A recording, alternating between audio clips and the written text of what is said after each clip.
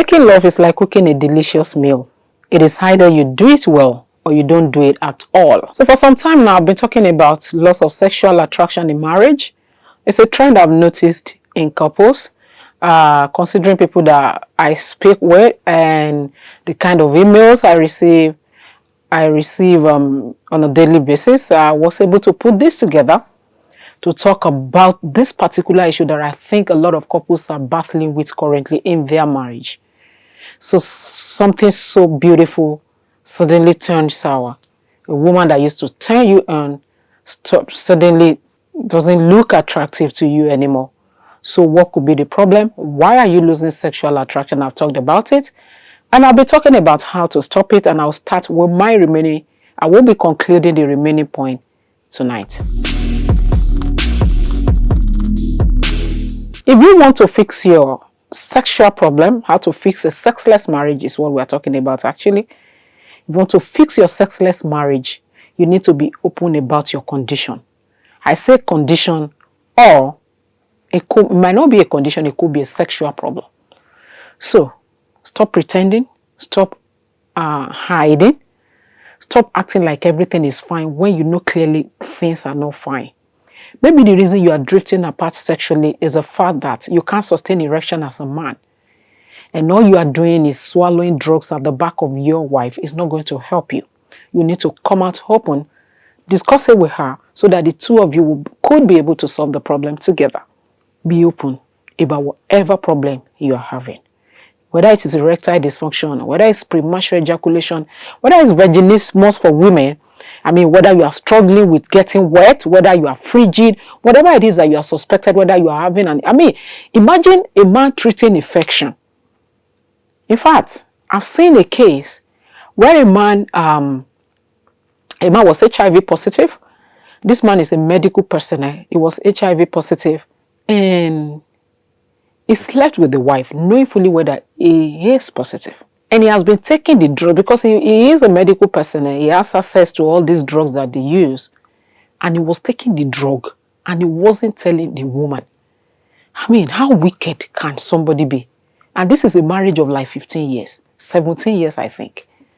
Now, if you really, imagine, ordinarily, you can imagine when a party discovered that is HIV positive, you don't expect sex to be common in that kind of marriage, especially when it's not maybe this kind of a man who is, I think, is heartless.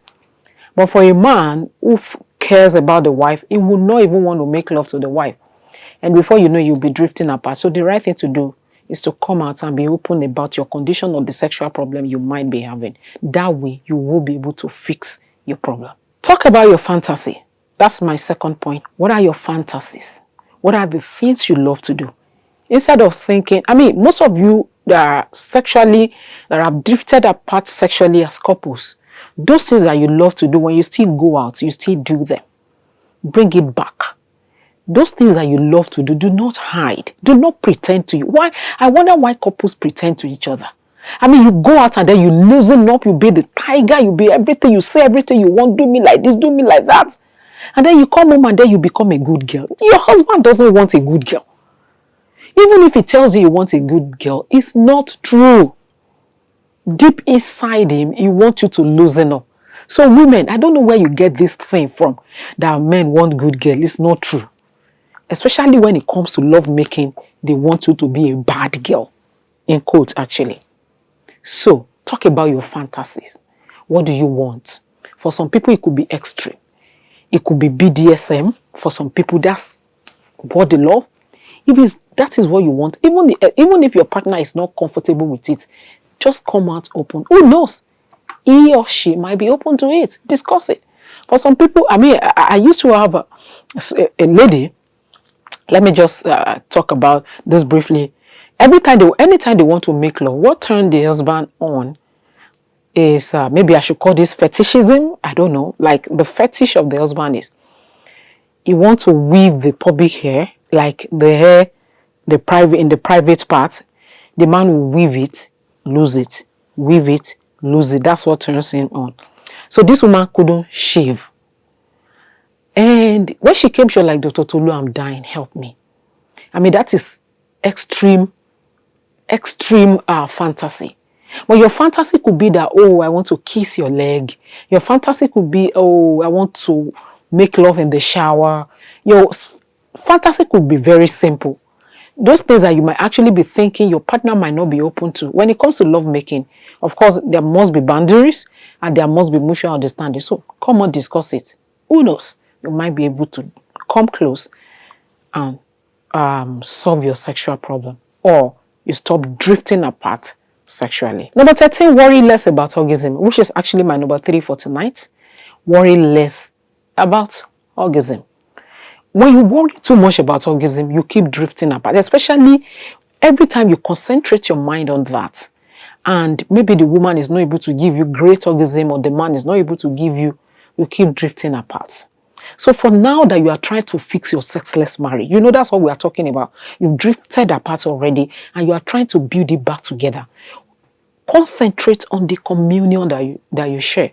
You see, love making is like a 3-course meal. You have the starter, you have the main course, you have the dessert. Take your time and eat the meal. Get filled up. Enjoy it. Forget about orgasm. Just enjoy the communion, the intimacy you share with the person you love for now. Before you know it, you start building those intimacy back and your orgasm will just flow. It will just fall in line. My number 4 point tonight on how to fix a sexless marriage is to remember that sex is not always clean. It could be dirty. There could be bodily fluid everywhere. You want to fix it. You have drifted apart. You want to fix it. You are really sure about fixing it. Just have it at the back of your mind that great sex are not always clean. It could be dirty. You could introduce toppings. You could introduce ice cream. I know a lot of places they sell body paint. Those are simple things that you can get that are not even so extreme that you could introduce to your sex life. So have it at the back of your mind that your bed sheet doesn't have to be clean after love making. Don't touch me with saliva. Don't touch me with this. No. You want to fix your sexless marriage, just have it at the back of your mind that it could be dirty. And then my next point is to understand your partner's needs and master your skill on how to fulfill those needs. Everyone have needs. It's just that in this part of the world, especially as married couples, we stop talking about our needs. Maybe at the beginning you are trying to communicate it, you are trying to say it. After some time, you just give up. It's not working. You just keep living your life. You need to understand the needs of your partner and go and get skills. There are skills in love making. I teach people how to make love, preset upon presets. This is what you do. This is the next step. This is what, because so many of us, we only learn from porn. There are no classes. There are no places you can wake up and say, I want to go for blow job workshop. Do you know any of such in Nigeria? I do that. I do blow job workshop. I teach how to give a head. I teach, but it's not so common. I mean, I'm treading the dreaded part. That's the truth. But if you can't run from the fact that people have problems in these areas and they need it to get fixed. Master your skills. Understand the needs, the sexual needs of your spouse, and go and master your skill on how to do it. If her needs is clitoral stimulation, if her needs is giving her head, cunnilingus, lick me, if that is what your wife wants, go and learn how to do it. I will tell you that 75% of men in Nigeria that are licking their wife doesn't know how to do it. You don't know? I mean, they just told you, okay, you want to give her a head, just put your tongue there, and then that's what you do. There are skills on how to give a woman a head. There are skills on the right way to do it. The clitoris is so sensitive. It's made up of about 4,000 nerve endings. So it's not something you say, just touch. No, you need to learn the skill. So if that is what she wants, if you don't learn the skill, you'll be turning her off. So if you want to fix that problem, your sexless marriage, if you want to fix it, understand what your partner wants and learn the skills on how to fulfill that fantasy. And then my next point is to open up on your addiction and get help. So many of you, the reason why you are drifted apart, let me just talk about masturbation a little bit, is because you are addicted to masturbation. I am not saying you should not masturbate. You can if you want to. It's your choice. But to some people, you've masturbated to a level where your sex life has become zero with your spouse. If that is your problem, find solution to it. Get help. Talk to professionals. So people are addicted to porn. Some are addicted to video game. I've seen people that are addicted to video games. The time they are supposed to make love, they will play video game all through the night.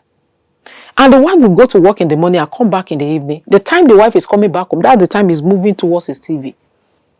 If your own is alcohol, if your own is smoking, I don't know how that might be affecting you. If you have an addiction that is affecting your sex life and drifting you apart, talk about it and get help. And then my next point is to open up on what turns you on. I think I've said something about that.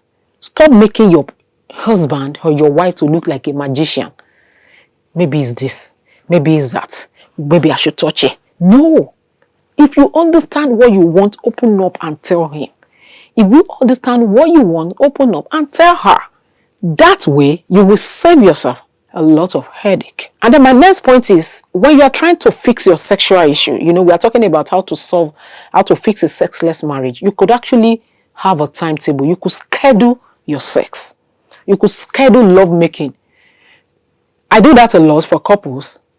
I mean, for a start, it's like you are trying to learn this thing all over again. So you could tell yourself like, okay, because most time if you don't make conscious effort to fix these things, you might not be able to get it fixed. So you could now decide that, okay, every Tuesday night, every Saturday night, or every Sunday night, we're going to be having sex. We're going to clear our schedules. We're going to clear all distractions and make sure we have sex. You could do that when you are trying to fix things. After some time, it could become a part of you and you might just have to throw the timetable away. And then finally, design programs that work for you. Maybe it's taking time out. Maybe it's playing some game. There are a lot of sexual games you can play as couples together. There is one like called, the name skipped me now, but let me explain how that is done. You could actually have a write-up, a sexual write-up or you could say, babes, if you're able to find out where I keep so thing, you are going to give me a head. You could do that. So it's a kind of game you could play as couples. All right. So then you could try what works for you. If it's destination lovemaking, if it's going to the cinema to have sex, if you are going to get caught, don't say Dr. Tolu told me to do it. And if it's making love in your car, if it's going to the beach to have sex, just look for what works for you that could help you to spice things up. Thank you for being part of my show. Don't forget to follow us on all our social media platforms. And also follow me at Intimate Talk with Tolu.